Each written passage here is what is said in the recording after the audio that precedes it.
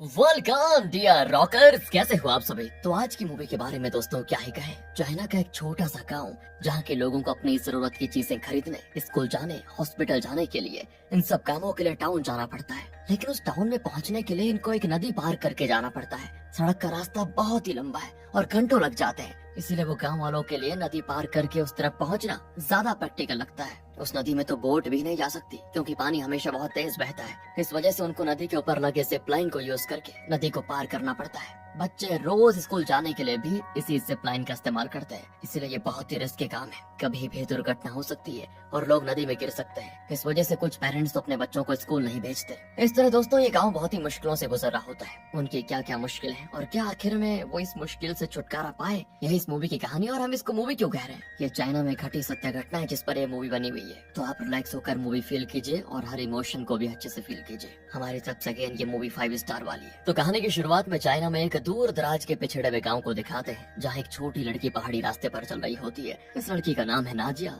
फिलहाल वो स्कूल जा रही है, लेकिन दोस्तों स्कूल यहाँ पास में नहीं बल्कि पास के टाउन में है। सड़क के रास्ते से जाएगी तो कई किलोमीटर्स की दूरी पड़ेगी और वहाँ पहुँचते पहुँचते स्कूल खत्म हो जाएगा। इसीलिए वो इस गाँव के दूसरे लोगों की तरह नदी पार करके उस टाउन में पहुँच जाती है। इस नदी में हमेशा पानी बहुत ज्यादा बहता है और इसे पार करने के लिए गांव वालों ने एक अजीब सा तरीका अपनाया हुआ है। नदी के बीच एक जिप लाइन है और हर किसी के पास एक हुक जैसी चीज होती है जिसमें एक व्हील भी है। वो उस हुक को उस जिप लाइन में लगाकर खुद को रस्सी या तगड़े कपड़े से बांध लेते हैं और उस हुक को पकड़कर स्लाइड होते हुए नदी पार पहुंच जाते हैं। नाजिया भी उसी तरह नदी पार करती है और उसे मजा बहुत आता है। और नाजिया की इसी खुशी से भरे चेहरे को दिखाकर इस मूवी का टाइटल डाला जाता है वॉकिंग टू स्कूल। मूवी होती है शुरू। यहाँ गांव में नाजिया की माँ, एक दादी और एक छोटा भाई भी है जिसका नाम है वावा। ये घर के अंदर नहीं छत पर रहना पसंद करता है। माँ चिल्लाती है कि उधर तोते उड़ा रहा है क्या, थोड़ी देर में तेरी दीदी स्कूल से आ जाएगी, उसके लिए खाना बनाना है, जल्दी आकर लकड़ियाँ लेकर आ जा।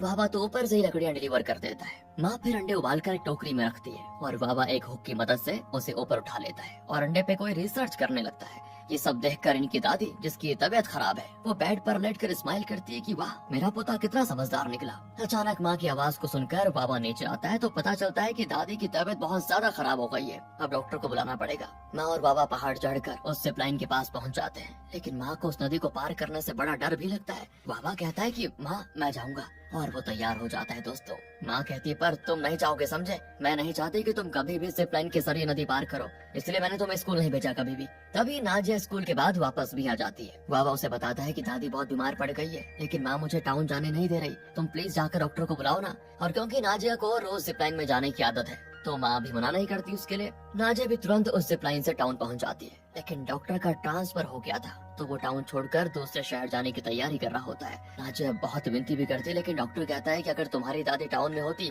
तो मैं आ भी जाता, पर तुम तो किसी पहाड़ी इलाके में रहती हो, मुझे पहाड़ चढ़ने की भी आदत नहीं है, प्लीज चले जाओ। नाजिया भी गुस्से में डॉक्टर के सूटकेस से कपड़े बाहर निकाल देती है। डॉक्टर को भी गुस्सा आ जाता है, लेकिन नाजिया कहती है कि प्लीज डॉक्टर अंकल, हमें हमारी दादी बहुत प्यारी है, प्लीज उनकी मदद कीजिए ना। तब नाजिया का मुंह देखकर डॉक्टर का दिल पिघल जाता है और वो कहता है कि ठीक है। उसने तो सोचा था कि कोई पहाड़ चढ़कर वो नाजिया के गांव पहुंच जाएगा, लेकिन जब उसको पता चलता है ना कि उसको ये गहरी और खतरनाक नदी पार करनी पड़ेगी और वो भी जिप लाइन से, तो वो बौखला जाता है। नाजिया कहती है कि डरिए मत डॉक्टर अंकल, हम लोग रोज इसी तरह आते जाते हैं, ये बहुत ही सेफ और बड़ा मजा आता है इसमें। डॉक्टर कहता है कि देखो मैं सड़क के रास्ते से आने को तैयार हूँ, पर डॉक्टर अंकल सड़क के रास्ते से जाएंगे ना तो गाँव जाते जाते रात हो जाएगी। और फिर कोई रास्ता न पाकर डॉक्टर उस जिप लाइन से जाने लगता है और ऐसा चिल्लाता है कि पूछो मत। वो जिप लाइन में ब्रेक लगाना नहीं जानता था तो दूसरी तरफ एक पत्थर से टकरा कर रुक जाता है, लेकिन गाँव वालों ने सेफ्टी के लिए वहाँ पर एक टायर रखा होता है तो उसे ज्यादा चोट नहीं आती। नाजिया कहती है सॉरी डॉक्टर अंकल, मैंने आपको ब्रेक लगाना नहीं सिखाया। लो अब बता रही हूँ मुझे, मैं तो पत्थर से टकरा कर पिचक ही जाता, वैसे मेरा चश्मा कहाँ है। तो वाह नदी की ओर इशारा करके कहता है कि वहाँ है डॉक्टर अंकल। लगता है आधे रास्ते में डॉक्टर ने जो नौटंकी की उसी में चश्मा ढीला होकर नदी में गिर गया। डॉक्टर बड़बड़ाता है कि तुम लोगों की मदद करते करते तो मेरा चश्मा भी गया और मेरी पीठ भी गई, पता नहीं आगे क्या होगा। फिर वो डॉक्टर को लेकर अपने घर जाते हैं जहाँ वो दादी को अच्छे से चेक करता है और बताता है कि देखो दादी को हार्ट अटैक हुआ है, फिलहाल जान को खतरा नहीं है पर उनका ध्यान रखना। अभी डॉक्टर सरकारी डॉक्टर है इसीलिए फीस देने की भी जरूरत नहीं पड़ती। डॉक्टर निकलने वाला होता है कि बाबा कहता है कि डॉक्टर एक मिनट, अरे अब क्या हो गया डॉक्टर, मेरे दोस्त की तबीयत भी खराब है, आप उसको भी ठीक कर दीजिए ना। हाँ हाँ ठीक है, कहाँ रहता है तुम्हारा दोस्त, यही तो है, कहकर वो अपना कुत्ता दिखाता है दोस्तों और कहता है कि इसका नाम मिंग मिंग है। दरअसल ये बाबा के साथ छत पर चढ़ने लगा था, तब गिर गया, उसी वजह से इसको चोट आई है। डॉक्टर कहता है कि मैं वेट डॉक्टर नहीं हूँ, इसको मैं ठीक नहीं कर सकता। बाबा कहता है कि अरे जब आप इतने बड़े इंसान को ठीक कर सकते हैं तो इस छोटे को कुत्ते को ठीक करने में क्या है, ये तो मेरी MBBS की डिग्री पर कीचड़ उछाल कर ही छोड़ेगा। ये सोचकर डॉक्टर मिंग मिंग का इलाज कर देता है। उसे पट्टी बांध कर डॉक्टर कहता है कि ओके बच्चों, अब मैं निकलता हूँ और आइंदा तुमसे कभी भी मुलाकात नहीं चाहूंगा मैं। तभी नाजा कहती है कि चले अंकल, मैं आपको जिपलाइन से नदी पार करवा कर आती हूँ। डॉक्टर भड़क जाता है, क्या फिर से जिपलाइन? नहीं मेरी माँ, चाहे कितना भी घंटे लग जाए मैं सड़क के रास्ते से चला जाऊंगा, बस दोबारा जिंदगी में कभी भी जिपलाइन यूज नहीं करूंगा। तो डॉक्टर के जाने के बाद नाजा घर पर बैठी अपना होमवर्क करने लगती है। बाबा पूछता है कि ये तुम क्या लिख रही हो? नाजा कहती है ये होमवर्क है, कुछ सवाल पूछे गए हैं जिनके जवाब मुझे लिखने हैं। सवाल क्या है दीदी? नाजा कहती है कि एक स्कूल में 360 बच्चे हैं, उस स्कूल में सिर्फ फर्स्ट, सेकंड और थर्ड स्टैंडर्ड है। हर स्टैंडर्ड में A, B और C सेक्शंस हैं। सवाल ये है, ऐसे में उस स्कूल के हर सेक्शन में एवरेज कितने बच्चे होंगे? अब बाबा भुट्टा खा रहा होता है और वो उसी के दानों से कैलकुलेट करके बता देता है कि हर क्लास में 40 बच्चे होंगे दीदी। हाजिया तो चौंक जाती है और कहती है, वो चुटकू, अगर तू स्कूल आए ना तो तू ही नंबर 1 स्टूडेंट बनेगा। दीदी मैं भी तो स्कूल जाना चाहता हूँ, लेकिन माँ छोड़े तब ना। तभी माँ आ जाती है और कहती है कि तुम भी कान खोल कर सुन लो नाजिया, चाहे कुछ भी हो जाए बाबा उस जिपलाइन में कभी नहीं जाएगा। वहाँ पर दीदी तो रोज जाती है ना? हाँ, वो स्कूल जाती है और इसीलिए जिपलाइन से जाती है। तो मैं भी तो स्कूल ही जाना चाहता हूँ, मैं तो देखना जरूर जाऊंगा और जिपलाइन यूज करूंगा। लेकिन तब माँ कहती है कि जब तक तुम्हारे पापा वापस नहीं आते तब तक उस जिपलाइन से तुम नहीं जाओगे। तो अरे बाबा नहीं मानता तो माँ को बड़ा गुस्सा आ जाता है और फिर डर के मारे बाबा नाजा के पीछे छुप जाता है। नाजा कहती है कि माँ वो नहीं जाएगा, मैं देख लूंगी उसको, आप टेंशन मत लीजिए। और तब माँ शांत होती है। फिर दोनों बाहर खेलने आते हैं। नाजा को स्कूल में पेपर फैन बनाना सिखाया गया था, लेकिन उसे बनाना उतना आसान नहीं होता। बड़ी मुश्किल से नाजा उसे बना पाती है। वो हवा में घूमने लगता है तो उसको देखकर दोनों बहुत एंजॉय करते हैं, मस्त। वो उसको छत पर लेकर जाकर मजे से खेलता है और कहता है कि दीदी स्कूल में ऐसी और भी मजेदार चीजें सिखाई जाती है क्या? और साथ खेलने के लिए बहुत सारे बच्चे होते होंगे ना? मुझे भी स्कूल जाने का बड़ा मन कर रहा है, लेकिन मैं क्या करूँ, माँ तो मान ही नहीं रही। अरे छोटो, दिल छोटा मत कर, जब पापा लौट आएंगे तो पापा के साथ ही जिपलाइन से स्कूल चले जाना। अरे पर पापा अगर नहीं आए तो क्या मुझे यहीं रहना पड़ जाएगा? नाजा कहती कि नहीं, मेरी टीचर ने कहा है कि इस नदी के ऊपर एक ब्रिज बनने वाला है। ब्रिज? वो क्या होता है? तो नाजा अपने बुक में ब्रिज की फोटो दिखाती है। अच्छा, तो नदी के ऊपर बनने वाला रोड? हाँ वही। जब ये ब्रिज बन जाएगा ना तो हमें जिपलाइन से जाने की जरूरत ही नहीं पड़ेगी। वाह दीदी, फिर तो हम दोनों उस पर आराम से चलकर स्कूल जा पाएंगे ना। और वैसे ब्रिज कब तक बनेगा ये तो पता नहीं छुटकू, लेकिन बनेगा जरूर। और दीदी उस डॉक्टर अंकल ने कहा था कि वो शहर जा रहे हैं, ये शहर क्या होता है? अरे शहर टाउन जैसा ही होता है, लेकिन बहुत बड़ा और शानदार। तो क्या वहाँ बड़े बड़े पहाड़ होंगे? नहीं छुटकू, पहाड़ नहीं होते वहाँ पर, कम से कम नदियाँ तो होती होंगी फिर। अरे नहीं, नदियाँ भी नहीं होती। पर क्या वहाँ के लोग कुत्ते मुर्गियाँ वगैरह पालते हैं? अरे वहाँ ये सब नहीं पालते बाबा, अगर कोई पालता है तो उन्हें मना किया जाता है। अरे दीदी फिर शहर को शानदार क्यों कह रही हो? जहाँ पहाड़ नदी जानवर नहीं होते वो जगह भी कोई शानदार हुई। अरे हाँ बाबा, तुम ही सही हो। ओके, लेकिन मैंने ये भी सुना है कि शहर में बहुत सारे लोग रहते हैं। देखो दीदी जो भी हो, लेकिन मैं एक न एक दिन इस जिपलाइन से नदी को पार जरूर करूंगा। नाजा कहती कि देखो माँ ने मना किया है, जिपलाइन पे जाने के लिए तुम्हें बहुत प्रैक्टिस करनी पड़ेगी। वो कहता है मैं रोज प्रैक्टिस कर तो रहा हूँ। कहकर वो एक लकड़ी पर चढ़कर उतरने के चक्कर में जोर से नाजा पर टकरा जाता है और दोनों नीचे गिर जाते हैं। तभी नाजा का बनाया हुआ पेपर फैन डैमेज हो जाता है। बाबा कहता है तुम फिक्र मत करो दीदी, मैं इसको ठीक कर दूंगा। उस रात बाबा को नींद ही नहीं आती। अब अगले दिन की बात है, गाँव वाले जिपलाइन से नदी पार जाते हैं। नाजा भी जाने वाली होती है, उसके साथ बाबा भी आया होता है उसे जिपलाइन पर जाते हुए देखने के लिए सिर्फ। तब एक आदमी सुअर बेचने के लिए जा रहा होता है, तो कुछ आदमी उस जगह को सर्वे करने आते हैं और उनकी बातों से पता चलता है कि वो एक ब्रिज बनाने जा रहे हैं। सुनकर नाजिया और बाबा बड़े खुश होते हैं कि चलो अब हमारी मुश्किलें खत्म हो जाएंगी। नाजिया भी बाबा को बाय बाय कहकर जिपलाइन से नदी पार करके चले जाती है। बाबा बेचारा उदास हो जाता है कि यार मैं नहीं जा पाया। वो घर के कामों में ही माँ की मदद करता है। फिर माँ भी कहती कि बेटा कहीं बाहर मत जाना, घर में दादी के पास ही रहना। कहकर माँ चली जाती काम पर। लेकिन दोस्तों बाबा ने कुछ और ही प्लान करके रखा हुआ था। माँ ने जिपलाइन का हुक कहीं छुपा के रखा हुआ था जिसे वो किसी तरह ढूंढ निकालता है। अब अगर माँ अचानक वापस आ गई तो वो फंस जाएगा, इसीलिए वो अपना एक ड्रेस एक बिजुका को पहनाकर उसे छत पर छोड़ देता है ताकि माँ को लगे कि बाबा छत पर है। इस तरह पूरी सेटिंग करके बाबा जल्दी से उस जिपलाइन के पास जाकर अपने शरीर पर रस्सी बांधकर उस हुक लाइन को सिप में लगाता है और नदी पार करने लगता है। बड़ा मजा आता है उसे और करते करते आखिर वो टाउन पहुंच जाता है। अब वहाँ नाजा के स्कूल जाता है। पहले नाजा क्लास में बैठी होती है तब शहर से एक नई टीचर इस स्कूल में आती है। बाबा से कहती है, अरे तुम क्लास के वक्त बाहर क्या कर रहे हो? बाबा तो तुरंत वहाँ से भाग जाता है। फिर टीचर अपनी क्लास में जाती है जहाँ बच्चों को उनका परिचय दिया जाता है। टीचर देखती है कि सभी बच्चों ने चप्पल पहन के रखे हुए हैं। तब प्रिंसिपल बताते हैं कि यहाँ पढ़ने वाले ज्यादातर बच्चे गरीब हैं। कुछ बच्चे तो पहाड़ों के बीच जो जिप लाइन है उसी के जरिए स्कूल आते हैं। ये सुनकर टीचर परेशान हो जाती है और जब वो बाहर आती है तो देखती है बहुत सारे जिप लाइन हुक्स वहाँ टंगे हुए हैं। टीचर समझ जाती है कि शिक्षा पाने के लिए इन बच्चों को कितनी मुश्किलें झेलनी पड़ रही है। अब बाबा वापस घर आ जाता है, लेकिन उससे पहले उसकी माँ आ चुकी थी। वो उस पुतले को देखकर कहती है कि अरे बाबा, हमेशा ऊपर ही खड़े रहोगे या नीचे भी आओगे? जल्दी आ जाओ लकड़ियाँ लेकर। बाबा जल्दी जल्दी ऊपर जाकर उस पुतले के कपड़े पहन लेता है और अब माँ को जवाब देता है कि सॉरी माँ, मेरी आंख लग गई थी ऊपर, अभी लकड़ियाँ लेकर आता हूँ, कहकर वो नीचे जाता है। फिर नाजा स्कूल से आकर बाबा को बताती है, शहर से एक नई टीचर आई है, वो बड़ी खूबसूरत है, पता है? बाबा कहता है कि हाँ पता है। पता है? तुमने कहाँ देखा उनको? तभी बाबा खुद को संभाल लेता है और कहता है, अरे मैं कैसे देख पाऊंगा, तुम कह रही हो तो ठीक ही होगा। अगले दिन फिर बाबा जिप लाइन यूज करके टाउन के स्कूल में पहुंच जाता है। टीचर एक नई कविता सिखा रही होती है जिसे बाबा खिड़की के बाहर खड़ा होकर सीख लेता है। टीचर उसको देख भी लेती है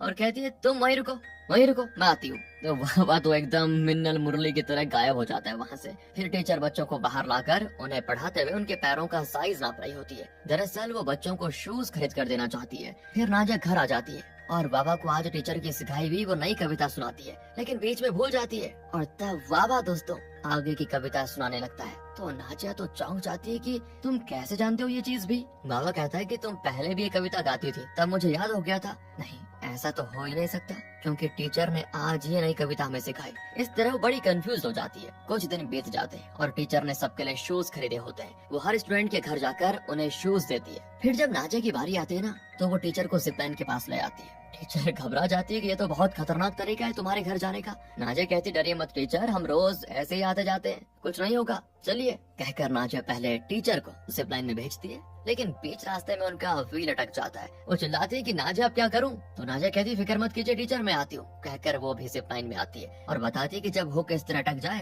तो हाथ से केबल को पकड़कर उसे आगे खींचना होता है। इस तरह वो नदी पार कर ही लेती है। लेकिन टीचर बहुत थक जाती है और पूछती है, क्या तुम रोज ऐसे ही आती जाती हो? तुम्हें तो बहुत तकलीफ होती होगी। नाजिया कहती है, नहीं टीचर, हमें इसकी आदत पड़ चुकी है। फिर नाजिया टीचर को अपने घर पर लेकर आती है, लेकिन बाबा को पहले से पता चल गया था कि आज टीचर आने वाली है और सोचता है कहीं उन्होंने मुझे देख लिया तो बस सारा खेल खराब हो जाएगा, इसीलिए वो टीचर से छुप जाता है। तो माँ टीचर का स्वागत करती है और नाजिया से कहती है, ये बाबा कहाँ मर गया, जरा उसको बुलाओ। तो नाजिया भी जाकर देखती है तो वो एक कोने में सिकुड़ कर बैठा होता है। नाजिया कहती है, अबे मेरी टीचर आई है, उससे मिलोगे क्या? बहुत ही अच्छी टीचर है। तो बाबा कहता है, वो जैसी भी हो मुझे नहीं मिलना उनसे। और वो जाएंगी कब ये बताओ? नाजिया कहते हो, तुम जिस तरह डगमगा रहे हो ना, मुझे लगता है तुमने जरूर कोई गड़बड़ की है, सच बताओ। नहीं दीदी, मैंने कुछ नहीं किया, तुम जाओ यहाँ से, मैं बाद में आऊंगा। ये कहकर बाबा नाजिया को भेज देता है। और तब गांव के एक अंकल बाबा को देख लेते हैं और कहते हैं कि क्यों रे बाबा, बाहर खड़ा होकर ये घर के अंदर क्यों झांक रहा है? चलो मैं तुम्हारे घर के अंदर लेकर जाता हूँ तुम्हें। कहकर वो बाबा को उठाकर घर की ओर लेकर आ जाते हैं। अंकल प्लीज मुझे छोड़ दीजिए, मुझे वहाँ मत लेकर जाइए। और अंकल उसको उठाकर सीधे उसके घर के अंदर लेकर छोड़ देते हैं उसे। अब टीचर उसका चेहरा ना देख लेना, इसलिए वो भागकर माँ से लिपट जाता है। माँ उसका मुंह टीचर की ओर करती है और तब टीचर पूछती है, क्या तुम ही नाजिया के भाई बाबा हो? हम पहले मिल चुके हैं क्या शायद? तो कहता है, मैंने आपको कभी नहीं देखा मैडम। देखो बाबा, झूठ मत बोलो, स्कूल के बाहर खड़े होकर तुम अंदर झांक रहे थे और मैंने तुम्हें रुकने को कहा, लेकिन तुम भाग गए। अब मुझे याद आ गया है। ये सुनकर माँ तो चौंक जाती है और बाबा भी डर जाता है कि न जाने माँ मेरा क्या हाल करेगी। तो माँ तो एक झाड़ू उठाकर उसे लेफ्ट राइट सेंटर हर जगह मारने लग जाती है। टीचर और अंकल रोकते हैं और तब माँ रोती है कि 3 साल पहले इसी जिप लाइन से नदी पार करते वक्त मैं जरा फिसल गई और उस दिन तो मेरी मौत आते आते रह गई। तब से उस जिप लाइन को देखकर मुझे बहुत डर लगता है। मैं तो चाहती भी नहीं थी कि नाजिया रोज स्कूल उसी से जाए, लेकिन क्या करे, उसके लिए पढ़ना बहुत जरूरी है और इसीलिए मेरे पास उसको खतरनाक जिप लाइन से स्कूल भेजने के अलावा कोई रास्ता नहीं बचा। बाबा कहता है कि अच्छा, बस दीदी के लिए स्कूल जरूरी है, मेरे लिए नहीं। तो माँ उसको फिर पीटने आ जाती है। अंकल भी बाबा को समझाते हैं कि बेटा तुम्हारा स्कूल जाना भी जरूरी है, लेकिन प्लीज जिप लाइन यूज मत करना। 1-2 साल के अंदर ब्रिज बनकर तैयार हो जाएगा, फिर तुम स्कूल चले जाना। वो माँ को भी समझाते हैं कि देखो बाबा अभी बच्चा है, उससे गलती हो गई, माफ कर दो उसको, आगे से कभी वो जिप लाइन यूज नहीं करेगा। तब माँ थोड़ी शांत हो जाती है। तो टीचर अब नाजिया को एक जोड़ी रेड शूज देकर चले जाती है। अंकल और टीचर के जाने के बाद माँ बाबा से कहती है, तुम प्रॉमिस करो बेटा, आइंदा उस जिप लाइन को कभी यूज नहीं करोगे। बाबा कहता है कि ठीक है माँ, नहीं करूंगा, लेकिन बदले में मुझे वो रेड शूज चाहिए। अगर वो मुझे नहीं दिया तो मैं रोज उस जिप लाइन को यूज करूंगा। अब माँ फिर उसको मारने को झाड़ू उठाती है, लेकिन नाजिया कहती है कि मत मारो माँ, मैं उसे शूज देने को तैयार हूँ। लेकिन नाजिया वो तुम्हारी टीचर ने तुम्हें दिया है। नाजिया कहती कोई बात नहीं माँ, मैं चप्पल पहनकर चली जाऊंगी, वो इतने चाव से मांग रहा है तो रख देने दो उसको। माँ भी कुछ नहीं कह पाती दोस्तों, और इस तरह नाजिया के शूज बाबा के हो जाते हैं। वो तो रात को भी उन शूज को हाथ में पहन कर ही सोता है, इतना प्यार हो गया था उसे। ये देखकर नाजिया को उस पर बड़ा तरस आता है कि बेचारे को शूज इतने पसंद है और वो इन्हें पहनकर स्कूल जाना चाहता है लेकिन नहीं जा पा रहा। अगले दिन स्कूल जाने के लिए नाजिया जिप लाइन के पास आती है। उसे वहाँ छोड़ने बाबा भी आता है और वो भी हाथ में शूज पहने हुए।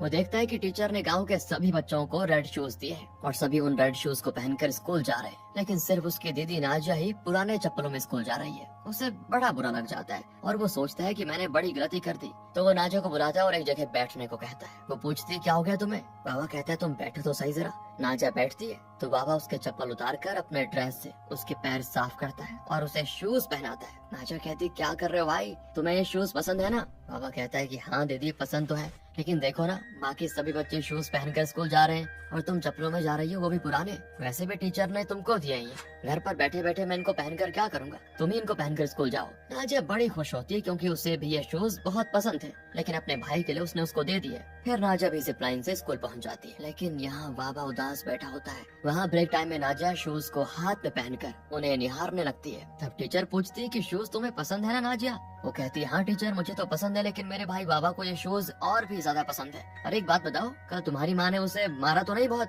नहीं टीचर, बाबा ने उनको प्रॉमिस कर दिया था कि वो दोबारा कभी जिप लाइन यूज नहीं करेगा और बदले में उसने मेरे शूज मांग लिए थे। फिर न जाने क्या हुआ, उसने दूसरे बच्चों के शूज देखे और मुझे मेरे शूज वापस दे दिए कि लो दीदी तुम ही रख लो। तब टीचर कहती है कि अरे बाबा तो बहुत अच्छा लड़का निकला। तो नाजिया कहती है कि हाँ टीचर वो तो पढ़ाई में मुझसे भी तेज है। आपने उस दिन जो कविता सिखाई थी ना, उसे वो क्लास के बाहर खड़ा होकर सुन रहा था शायद। मैं तो कविता भूल गई, लेकिन उसने बढ़िया याद करके मुझे सुना दी थी। अगर उसको भी ऐसे शूज मिलते तो बड़ा अच्छा होता। टीचर पूछती कि क्या स्कूल के बाद तुम सीधे घर चली जाओगी? तो नाजिया कहती नहीं, आज तो माँ ने कुछ चीजें मंगाई है टाउन से, उनको लेकर ही जाऊंगी। फिर स्कूल के बाद नाजिया दुकान जाकर चीजें खरीदती है। तब वहाँ बाबा के साइज के शूज देखकर वो दुकानदार से उसका दाम पूछती है। वो कहता है 100 युआन। अरे यार ये तो बहुत ज्यादा है। ये सोचकर वो शूज को वापस करने लगती है। तो तब वहाँ पर आती है टीचर। टीचर उन शूज को बाबा के लिए खरीद भी देती है और इससे नाजिया की खुशी का ठिकाना नहीं होता दोस्तों। वो टीचर को थैंक कर वहाँ से निकलती है। फिर जाते जाते वो मुड़कर टीचर को देखकर स्माइल भी करती है, जिसको देखकर टीचर का भी जी भर जाता है। और फिर नाजिया उन शूज को बैग में बांधकर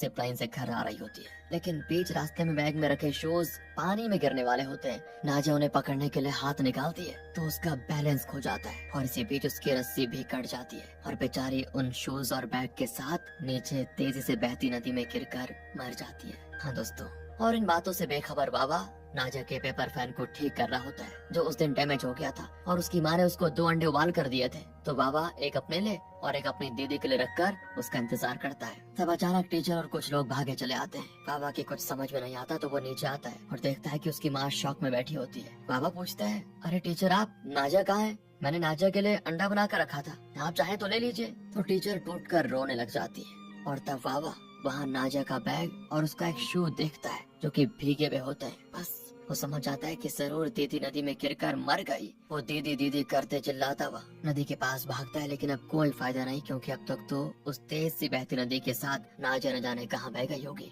लेकिन बाबा को लगता है कि दीदी बच गई होगी और एक दिन वो घर वापस जरूर आएगी। वो नदी के पास बैठा हाथ में पेपर फैन लिए नाजिया के इंतजार में होता है। वो मन ही मन सोच रहा होता है कि दीदी तुम कहाँ चली गई? मुझे पता है तुम मुझे देखने जरूर आओगी, प्लीज आ जाओ, मैं तुम्हारे साथ खेलना चाहता हूँ, तुम्हारा हाथ पकड़कर तुम्हारे साथ स्कूल जाना चाहता हूँ। अरे तुम नहीं होगी तो मैं अकेले कैसे जीऊंगा? इस तरह कुछ दिन बीत जाते हैं और वो अपनी मन की सारी भड़ास निकाल देता है। एक दिन अचानक पापा घर आते हैं तो नाजिया को पुकारते हैं। माँ तो टूट कर रोने लगती है तो पापा समझ जाते हैं कि जरूर कोई अनहोनी हो गई है। और जब माँ पापा को सब बताती है तो वो भी बड़े दुखी होते हैं और तो और बाबा किसी से बात नहीं कर रहा होता है। पापा उसके पास बैठकर कहते हैं कि बेटा पापा ने बड़ी गलती कर दी, ना मैं शहर जाता और ना नाजिया को खोता, माफ कर दो मुझे, लेकिन आइंदा मैं तुम्हें और माँ को छोड़कर कभी नहीं जाऊंगा। कुछ दिन के बाद टीचर और अंकल घर आते हैं। माँ बाबा को पुकारती है तो वो नीचे आता है तो टीचर उसे एक स्कूल बैग देती है जिसे लेकर वो बिना कुछ कहे खड़ा रहता है। माँ पूछती है इसको आप स्कूल बैग क्यों दे रही है टीचर? टीचर कहते हैं कि बाबा 6 साल का हो चुका है तो उसे स्कूल तो आना ही पड़ेगा, उसके पापा भी लौट आए,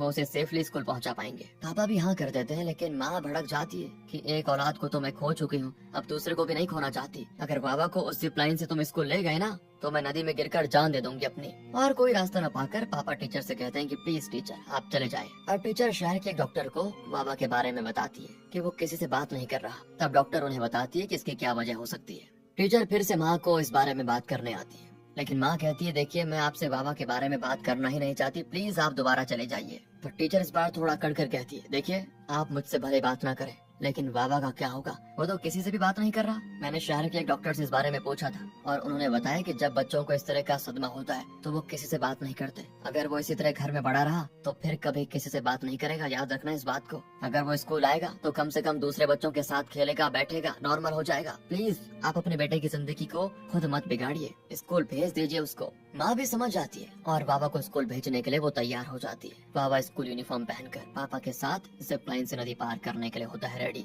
माँ कहती है बेटा ध्यान से जाना, लेकिन तब बाबा नदी किनारे एक रेड शू देखता है जो कि नाजा का शू है। ये देखकर वो तड़प उठता है और नाजा का नाम पुकारते हुए वो उस शू को लेने के लिए भागता है। दरअसल नाजा की मौत के बाद अब बाबा को जिप लाइन से सख्त नफरत सी हो गई और इसीलिए वो साफ कह देता है कि मैं स्कूल नहीं जाऊंगा। तो एक दिन टीचर घर आती है और माँ से कहती है अगर बाबा स्कूल नहीं आना चाहता तो कोई बात नहीं, मुझे जब भी वक्त मिलेगा तो मैं यहाँ आकर उसको सिखा दिया करूंगी। माँ भी मान जाती है क्योंकि टीचर बाबा के लिए बताओ इतना कुछ कर रही है। अब टीचर छुट्टियों में और वीकेंड्स पर आकर बाबा को पढ़ाने लगती है और पढ़ाते पढ़ाते वो कहती भी है कि तुम उस जिप लाइन से डरो मत, हिम्मत से काम लो और नदी पार करके स्कूल आ जाओ। लेकिन बाबा उनकी बातें सुनने को तैयार नहीं होता। टीचर कहती है तुम्हारी परेशानी क्या है बताओ, तुम चाहते क्या हो, मैं वो सब करने को तैयार हूँ जिससे कि तुम स्कूल आ जाओ। तो बाबा टीचर को एक जगह पर लेकर जाता है जहाँ उसने एक ड्राइंग बनाई होती है जिसमें एक बड़ी नदी के बीच में एक ब्रिज बना हुआ है और उस ब्रिज में बाबा और नाजिया एक दूसरे का हाथ पकड़कर स्कूल जा रहे हैं। ये देखकर टीचर उदास हो जाती है। बाबा चाहता है कि अब इस गांव का कोई भी अपनी जान की बाजी लगाकर उस जिप लाइन के जरिए नदी पार करके टाउन ना जाए, वहाँ एक ब्रिज बन जाए ताकि गांव के लोग चैन से टाउन पहुँचे, बच्चे सेफली स्कूल जाएं और घर आएं। वैसे तो सरकार को इस बारे में सोचकर ब्रिज बनाने में कई साल लग सकते हैं, लेकिन टीचर सरकार तक ये बात पहुंचा देती है कि नाजा नाम की बच्ची जिसे इस जिप लाइन के जरिए स्कूल आना पड़ता था वो नदी में गिरकर मर चुकी है। तब जाकर सरकार की आंखें अचानक से खुलती हैं और वो इस गांव की समस्याओं को गंभीरता से लेते हैं। बहुत ही जल्दी ब्रिज बनाने का काम शुरू हो जाता है। इतना ही नहीं, बहुत तेजी से ये ब्रिज बनकर तैयार हो जाता है और वो भी बहुत स्ट्रॉन्ग। गांव वाले बड़े खुश होते हैं और सबसे पहले उस ब्रिज पर बाबा जाता है क्योंकि नाजा की बदौलत ही इस गांव को ये ब्रिज मिला। बाबा ने स्कूल यूनिफॉर्म और रेड कलर शूज पहने होते हैं, उसके हाथ में वो पेपर फैन भी होता है जो उसने नाजा के लिए ठीक करके रखा हुआ था। ब्रिज के बीच में आकर वो उस पेपर फैन को नदी में फेंकता है और आगे बढ़ जाता है। वो हमेशा से अपनी दीदी का हाथ पकड़कर स्कूल जाना चाहता था, लेकिन नाजा इस दुनिया में नहीं है। फिर भी बाबा को लगता है कि जैसे नाजा की आत्मा उसका हाथ पकड़कर खुशी खुशी उसके साथ स्कूल जा रही है। और इसी के साथ दोस्तों वॉकिंग टू स्कूल नाम की मूवी खत्म होती है। और जैसा शुरू में कहा था कि ये एक रियल लाइफ स्टोरी है, सच में दोस्तों नाजिया नाम की एक लड़की जिप लाइन में स्कूल लौटते वक्त नदी में गिरकर मर गई थी और उसके बाद ही सरकार ने तुरंत ये कदम उठाया और उस गांव के लोगों के लिए ब्रिज बनाया। और नाजिया अपने भाई से बहुत प्यार करती थी, उसके लिए शूज लेकर आते समय ये दुर्घटना हुई। ये सारी बातें टीचर ने सबको बताई थी और उन्हीं बातों के आधार पर ये मूवी बनाई गई है। तो बताइए आपको कैसी लगी। कभी कभी हमें सच्चाई से भी रूबरू होना पड़ता है दोस्तों, इसीलिए ऐसी मूवीज आपका स्वागत करती है।